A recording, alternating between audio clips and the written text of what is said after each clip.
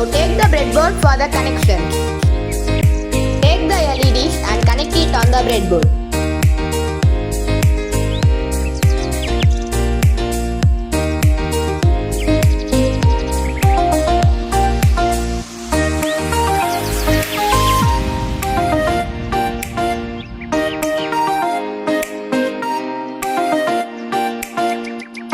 Now connect the cathode of the LED to the negative rail of the breadboard.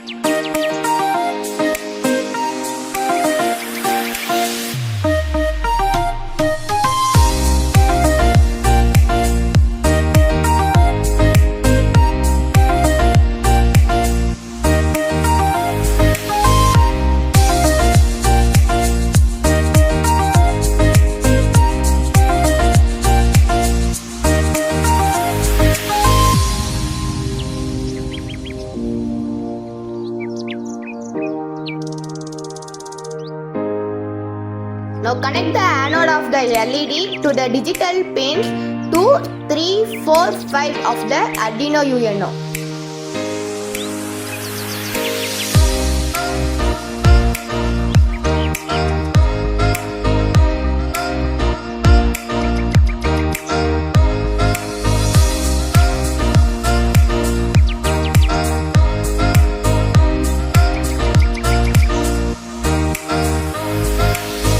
Digital pin ground to the negative rail of the breadboard.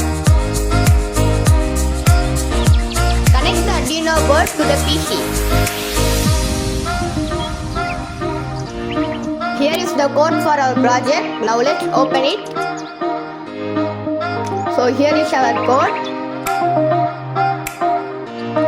So before uploading the code, we have to select the board and the port.